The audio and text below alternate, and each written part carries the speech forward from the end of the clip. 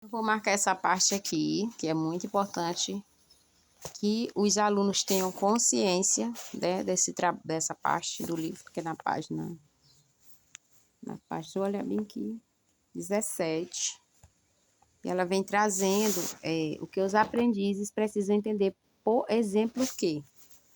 Aí eu coloquei até a palavra compreender, né? Coloquei também aqui, não tem nada pronto, tudo tem que ser ensinado.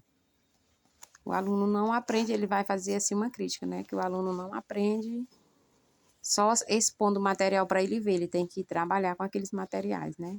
Tem que ter contato e ter os trabalhos com todo tipo de texto, com as letras, todo aquele material que os professores alfabetizadores já sabem que a gente sempre está trabalhando.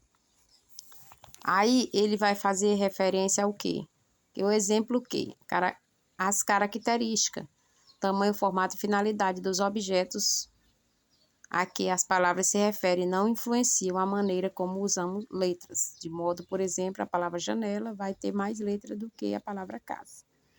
Eu achei, assim, o realismo nominal é isso, né, gente? A criança, ela, na cabecinha dela, o nome é do tamanho do objeto. Enquanto ela estiver nessa fase, ela não aprende a ler, ela não, como é que ela vai ser alfabetizada se ela está ligando, né, o nome com o objeto e não com as letras, com as palavras, com as sílabas. As letras não podem ser inventadas, são diferentes de outros símbolos como números e sinais de pontuação. Às vezes, até nos livros de alfabetização, as primeiras páginas são de símbolos, né? Para a criança diferenciar os símbolos das letras. E também a gente tem que ouvir a criança. Um dia desse, uma criança falou na minha sala que poderia a letra A ser daquele jeito. E ela estava investida assim, de cabeça para baixo. Eu, não pode, porque ela já tem.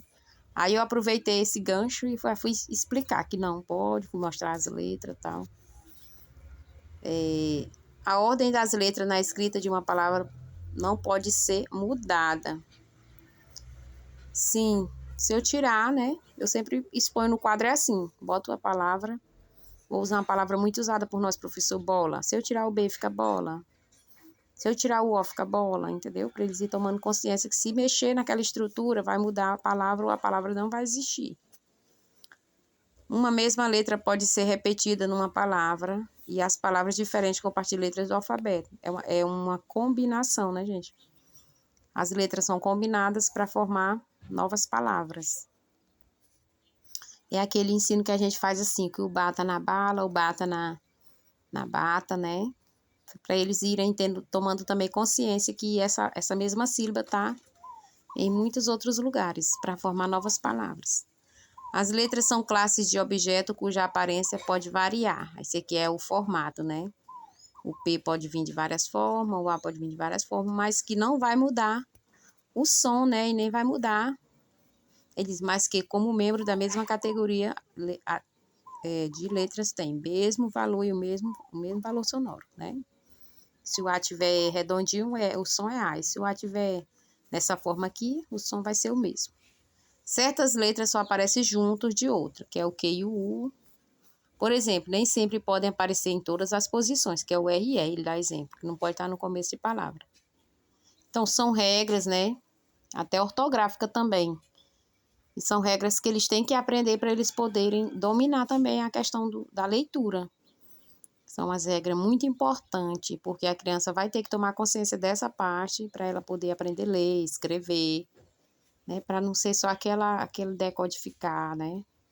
Para não ser só memória, mas ser uma coisa que está lá mesmo sendo construída na mente da criança.